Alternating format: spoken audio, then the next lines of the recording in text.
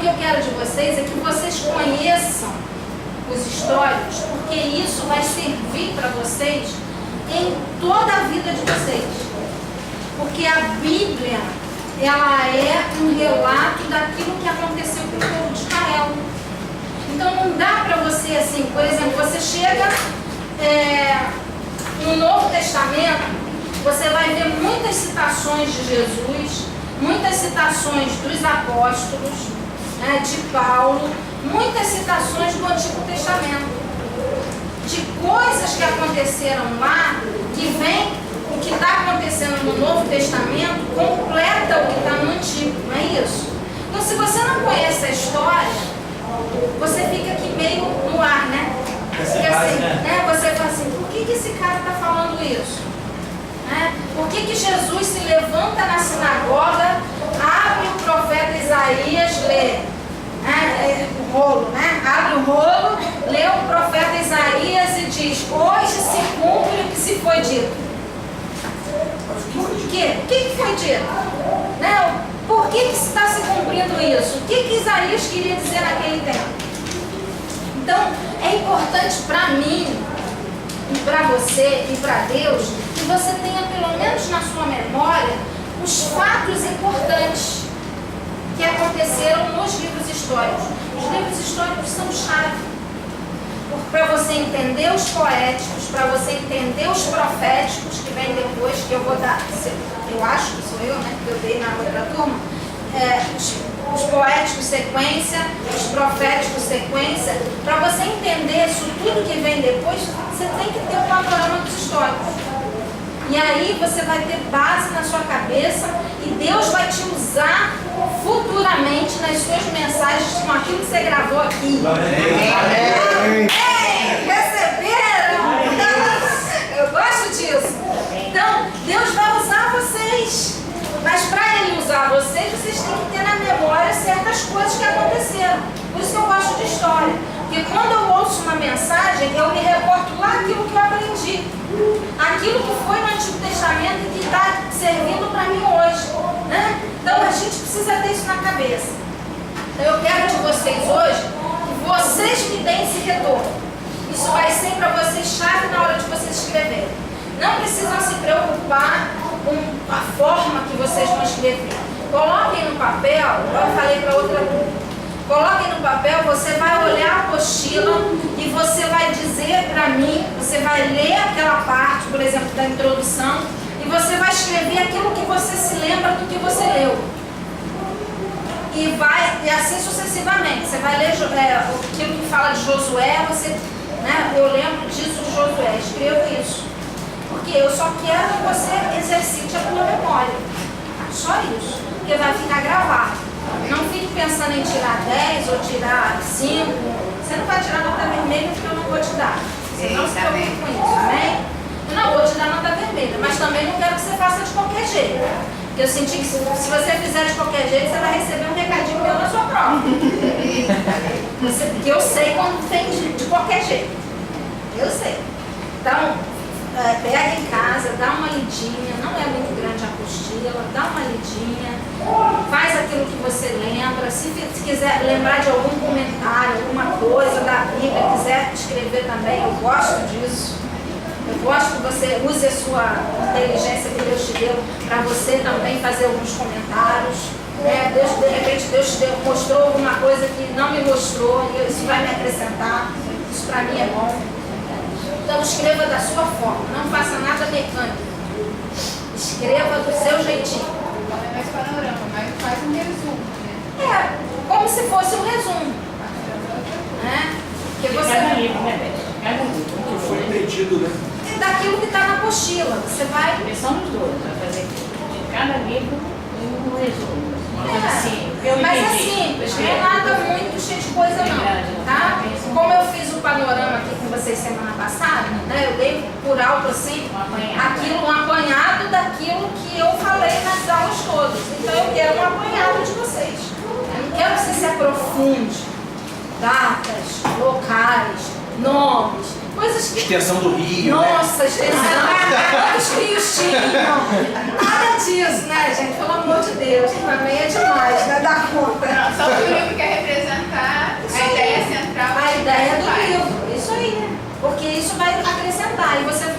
De repente você vai escrever, poxa, Josué fez isso, isso e isso. Isso para mim é importante por causa disso. Possivelmente disso, foi ele que disso. escreveu, né? Possivelmente. Então isso para mim me acrescentou. Isso é bom, essa troca da gente. Me acrescentou Josué, porque eu aprendi a fazer sucessor naquilo que eu, né, como eu falei aqui, né, fazer sucessor naquilo que eu estou fazendo, no ministério que Deus me deu. Então são seus comentários que vão me acrescentar e que vão ver que você, né, aprendeu alguma coisa. E não foi em vão eu estar aqui com vocês. Amém? Amém. Então vamos lá. O que vocês vão me dar de retorno no livro de Josué? Tá sem caneta aqui. Ah, não, tá aqui. Não é a ocupação da terra. Vamos lá. Josué, Juízes, Ruth, 1ª e 2ª Samuel,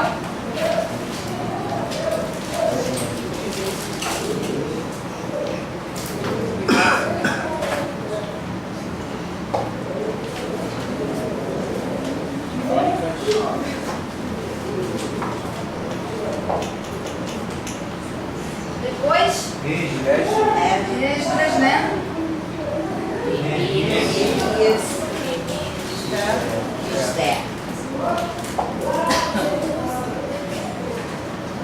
Vamos lá. O que vocês se lembram daqui? A entrada dele. Hã? Sucessor de Moisés. Isso, sucessor. Vamos lá. Vou escrever pequenininho para poder caber algumas coisas. Ocupação da terra. Entrada na terra prometida pela fé. Entrada. Através do Jordão. Precisamos deixar sucessor. Da sucessor. Isso aí.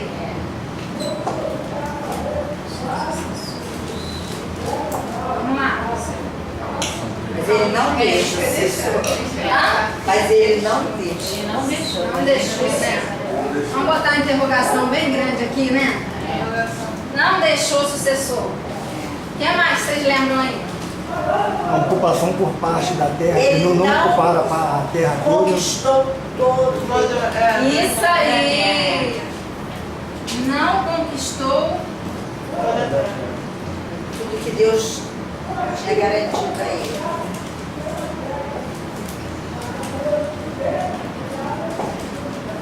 Mais alguma coisa? Vocês lembram? Nem vai caber tudo aqui. Com a morte dele, o povo fica sem líder. Hã? Com a morte dele, o povo fica sem líder, né? E começa a adorar outros. O povo começa a idolatria. Começa a adorar. Sem motivo, pô. Oi? Aí começa a idolatria. Mais alguma coisa? Vamos lá. Juízes. Vou pra cá, pra caber.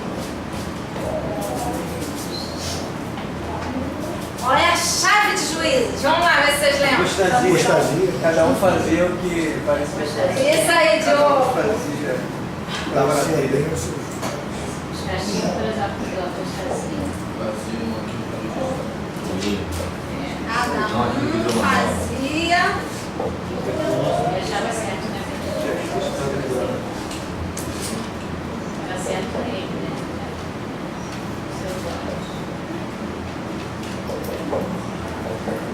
O que mais? Lembra? Fazia certo aí, Deus abençoava. Fazia certo e Deus restaurava, né? Deus restaurava. É o cumprimento de Deuteronômio, né? Cumprimentos de Deuteronômio, isso aí.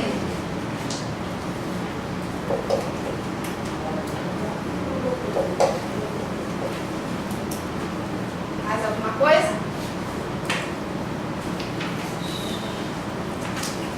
Vamos lá, Ruth. Isso vai ser moleza para vocês. Fazer em casa, ainda lembrando aqui. Vamos lá. Mostrando Aquela paz entre. reconciliação dos moabitas com É, a Ruth atrai uma mulher moabita. É. Fé. A formação da linhagem, né, de Davi. Como? A linhagem de Davi, Linhagem. eliminada. Linhagem, isso. Ela quebra o ciclo de que os países também não se falavam, né? Ela Isso. fez com que Quebra de um ciclo,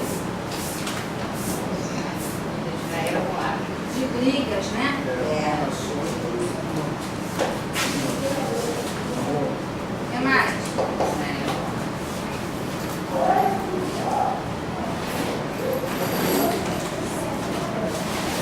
Mais alguma coisa? provisão de Deus, né? Não deixou faltar nada para ela, né? Provisão, Fidelidade. fidelidade. Mais o quê?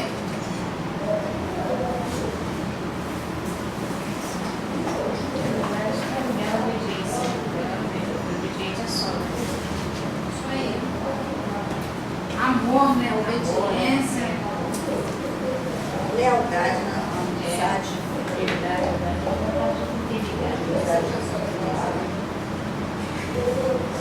Mais alguma coisa?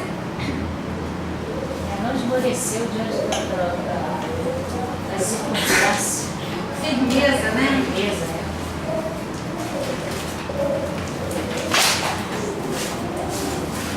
O pastor falou, mas partiu para cima. Partiu pra cima, isso aí. Isso é um ensinamento pra gente, né? Ô Maria, meu Deus. 1º e 2º Samuel. O que vocês lembram? Davi. Lembra de Davi, né? Necessidade de um rei. Primeiro rei, né? Primeiro rei. Foi pedido do povo.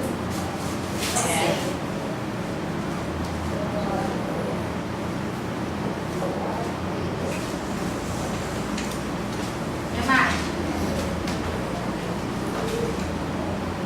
Só isso que você lembra? Resgatar. Hã? Samuel foi o Resgatar. sucessor de Eli, né? Resgatar. Arca da Aliança. Expansão também do território. Importantíssimo. Expansão do território. Isso é importantíssimo. Davi conquistou o que era para ser conquistado. Mas já está dando a conta para Vou tirar uma foto do quarto. Você acha que eu não pensei nisso? Aí fica mole, né, gente? Poxa. Expansão do território. É só imprimir, bate a foto. Imprime. Aí vocês vão tirar aquela notazinha boa, assim, ó. Assim, assim. Porque a gente está sendo laboral, né? Tá? Laboral, vocês estão exercitando. É. Vamos lá. Alguém lembra de mais alguma coisa? Tem muita coisa em 1º e 2º Samuel, gente. Já tem. Ah, já tá junto aí? É, tá junto. A unção de Davi. Já tá aqui, né? Vitórias, né? Vou botar aqui, vitórias. Porque primeiro tem saúde, depois veio Davi. Né? Foi, depois que veio ele, né? Depois que veio Botei em Davi, cima, mas é depois. E Davi matou gigantes.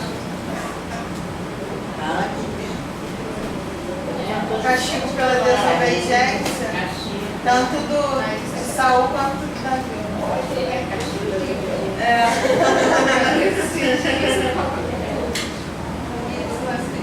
Idolatria de Saul. Davi não foi embora. Imoralidade, né? Davi não, mas nós do Saul foi quando ele pecado. foi. Aqui que a Deus agora, quando ele foi consultar lá a vidente, né? Ela deu outro nome para vidente. Outro nome agora. Feiticeira.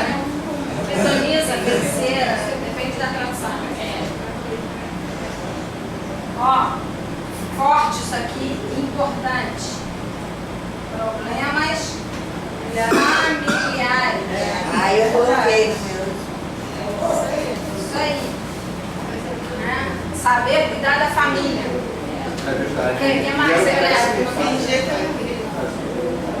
Quando é que meu pai omisso, Ah? ele foi um pai omisso, embora o rei amasse, Excelente próspero, conquistador, como pai foi omisso e negligente com a família. Missão na educação dos filhos. São templo de Davi, quando ele começa a pensar. É um projeto do Projeto do tempo. E ele deixou as coisas para o filho fazer. Ele não fez, mas só porque Deus deixou. É, mas ele deixou já tudo no esquema, né? Salomão pegou a Honra. molezinha. Honra, que ele fez com o Mefibosete, né? Isso, honra.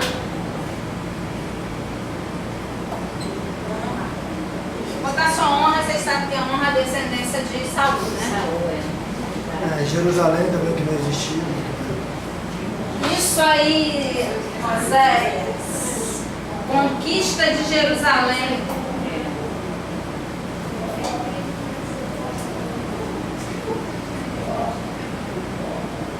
Arca da Aliança.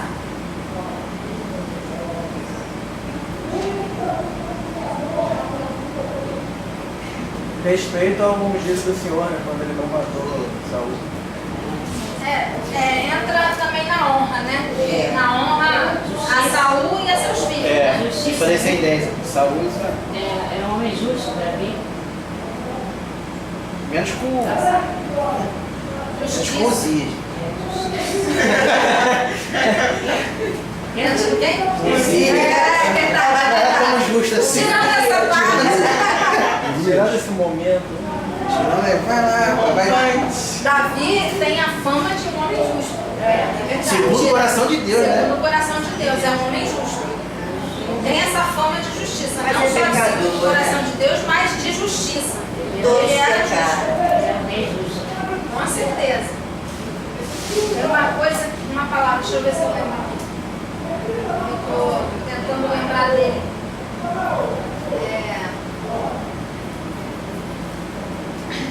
Ai, meu Deus, me acha.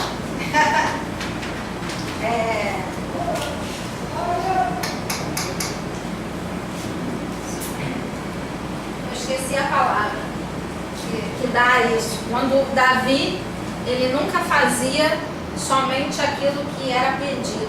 Ele sempre fazia além. Eu não consegui achar a palavra para dizer isso. Ele sempre fazia além. Além da expectativa, né? Cedia aquilo que era pedido. Excelência. Isso. Excelência. Falar de Davi até perde espaço, né, gente? É uma benção.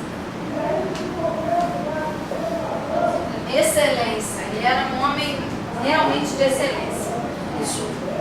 Me espelho nele nisso. Porque, como diz Jesus, né? Somos servos inúteis se fazemos só o que nos é pedido. Então, Davi não era um servo inútil. Ele fazia além. Saul pediu 100 prepúcios, ele trouxe 200.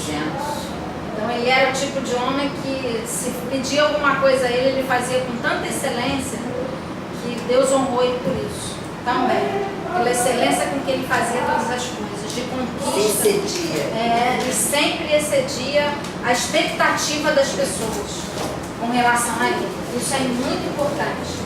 Tem mais coisa, mas vamos lá. Primeiro, segundo Reis. Salomão. Que mais? Construção do templo. Construção do templo. Botar assim, templo. A gente já sabe que é construção. Sabedoria. Tipologia de Cristo. Vanessa está na benção, Vanessa. Isso aí, continue assim. Tipo de Cristo. Aliança com os povos do Brasil. Aliança. Mas a aliança não foi muito boa, não, mas foi, né? Perfeita. Gerou idolatria. Chegou de idolatria. Foi a decadência dele. O que mais? Também foi isso com os Grande filhos, né? empresário. Grande empresário, irmão. Isso aí, né? Olha aí Deus falando.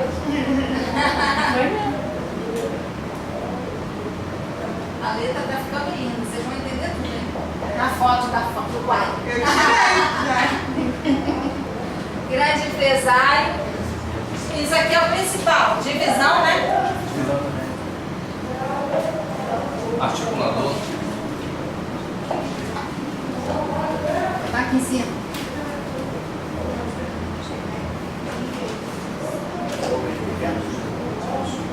Romântico.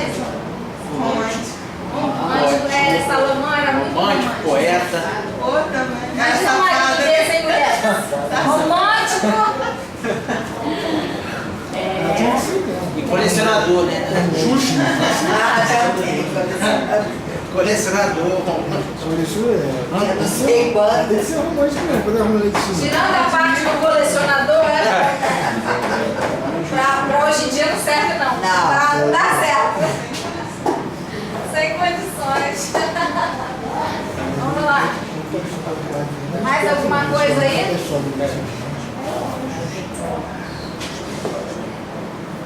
amor ao povo. Amor, né? Porque ele amou tanto que ele pediu a Deus só sabedoria. Pra cuidar do povo. Eu gosto muito, vocês vão ver nos poéticos, falar de Salomão nos poéticos é a coisa mais gostosa que tem. Você vê as fases de Salomão nos livros poéticos. Vocês vão ver no próximo módulo. Juventude dele, né? Quando ele tava... É isso aí, o vigor da juventude, depois a idade, né?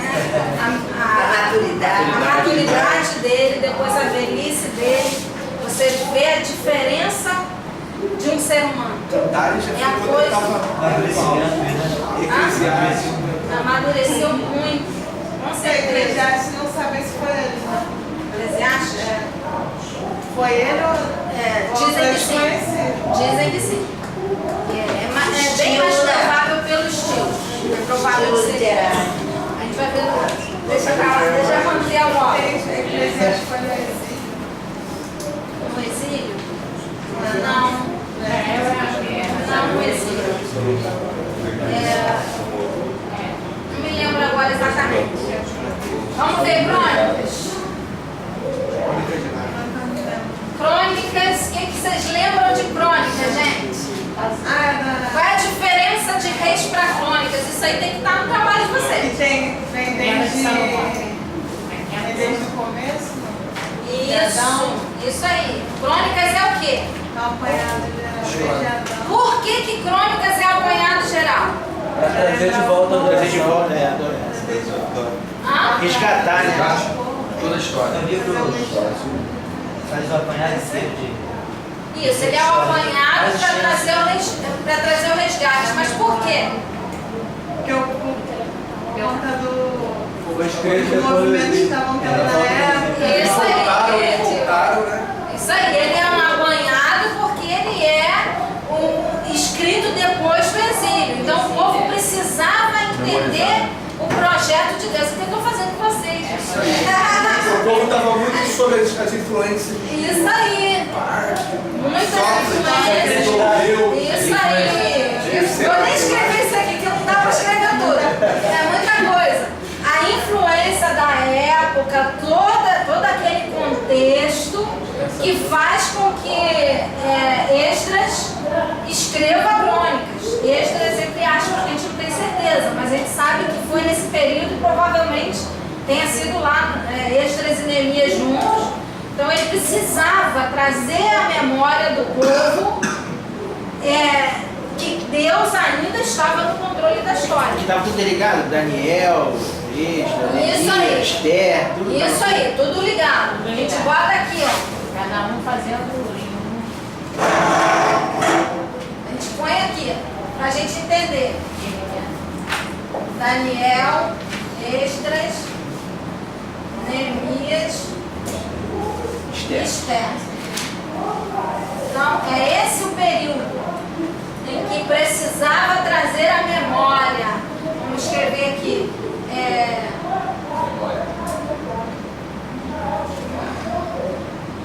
Trazer a memória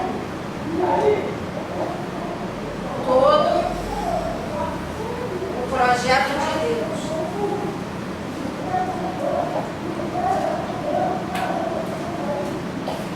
Certo? Então ele faz aquele apanhado. Vamos escrever aqui, apanhado.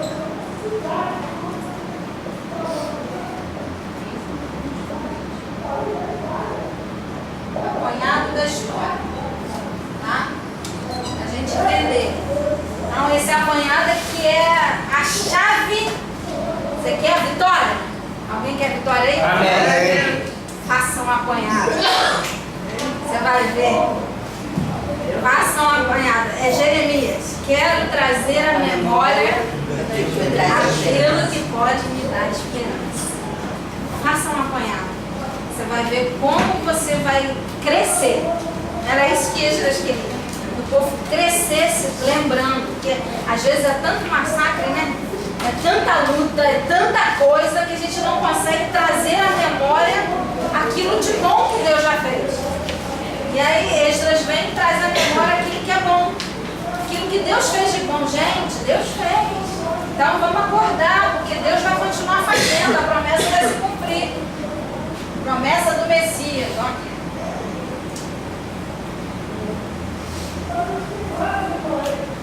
Vamos lá, Esdras.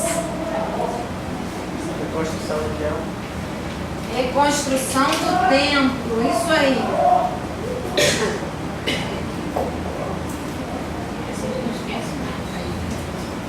O que foi que começou? A reconstrução do templo começou com quem? Ah, não esqueceram. Quem erra não esquece. Quem erra não esquece, é verdade. O altar foi primeiro. Isso aqui é muito importante. A reconstrução do templo a partir do altar. Mais alguma coisa? A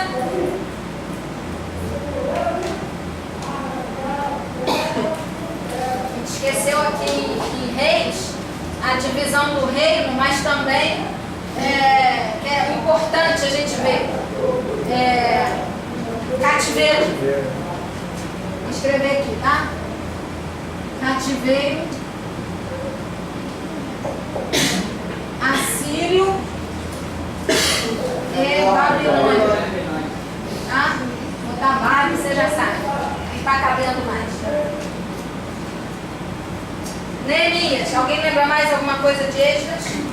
Neemias tem a questão dos muros. Construção dos muros. Estou fazendo o que vocês estão lembrando, hein? Plano de arquiteto.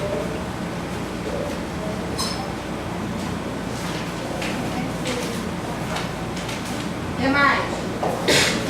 Esdras e Neemias falam bastante da volta, né?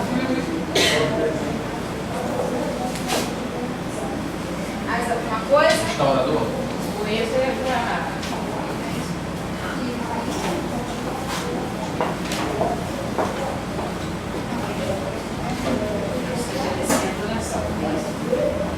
Incentivador.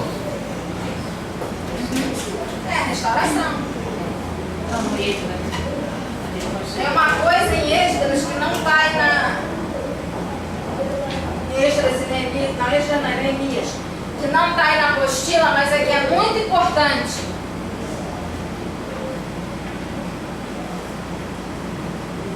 Capítulo 1 de Neemias. Intercessor. O intercessor é aquele que chora pela miséria do seu povo, ainda que ele não esteja na miséria, mas ele chora pela miséria do seu povo. Neemias foi um grande intercessor. Mais alguma coisa?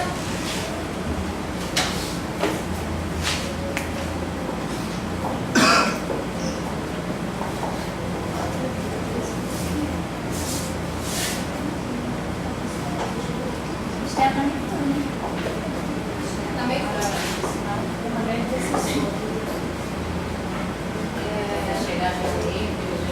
Também foi intercessora, com certeza. Não, em Esther não se fala de Deus, né? Não tem palavra. Hã? Não tem, né? Não tem palavra. Não tem Deus. Eu acho que Deus está no controle mesmo sem ser mencionado. Só o povo já representava Deus. Meu Deus.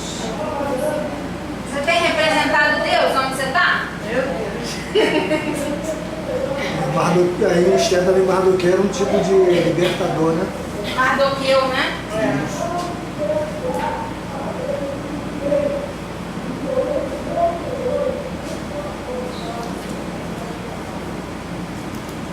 Vamos dizer assim, tipo de Cristo, né? Isso.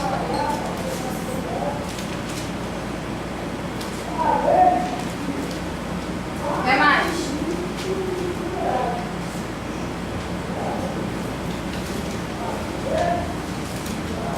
Mensageiro. Mensageiro.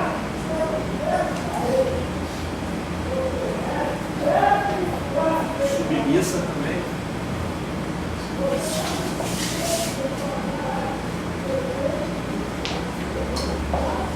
Obediente.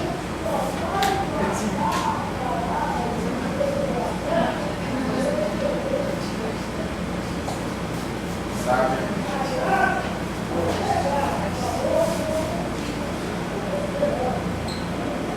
Tem algo que aconteceu lá que ficou marcado em Esther. Purim foi a festa do Purim? Oi? Foi a festa do Purim? Isso aí, Aí, amiga. É a chave de Esther. É a festa de Purim. Para mostrar o porquê os judeus ainda festejam, né? Os judeus sempre festejam a festa de Purim, que foi a libertação do povo. É a lembrança deles. Assim como a gente festeja a ceia do Senhor, né, que é a lembrança do sacrifício de Cristo, o judeu celebra a Páscoa e festa de Purim, que quer dizer a libertação do povo. Isso aqui é importante, hein?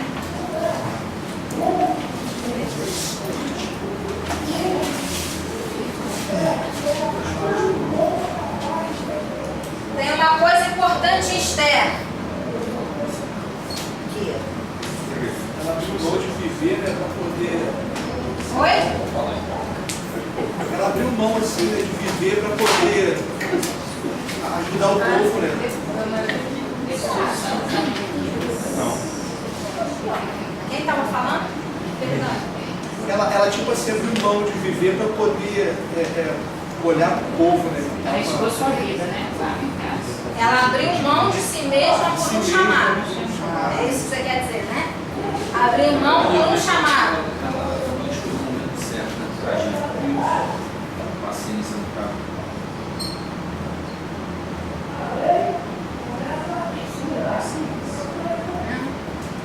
Ela abre mão por um chamado. Hã?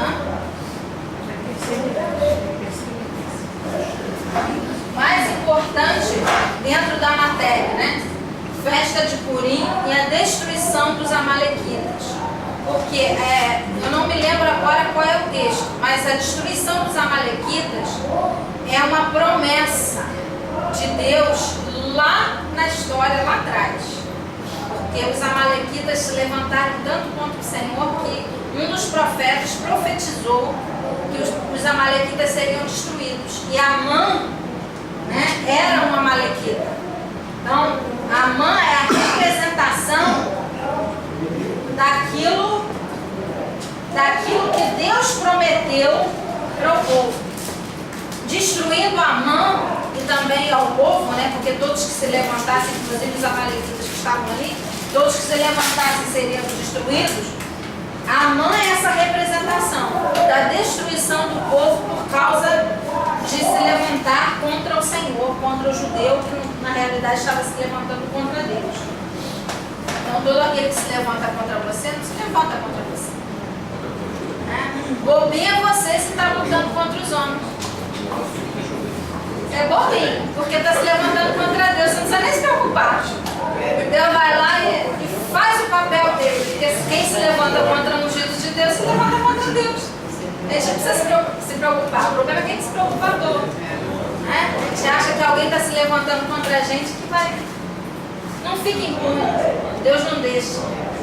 Então essas duas coisas aqui são muito importantes, embora as outras também sejam. Né? E ela né, abrir mão de si pelo chamado de Deus na vida dela, Esther estava fazendo. Então esses três aqui, dentro desses três,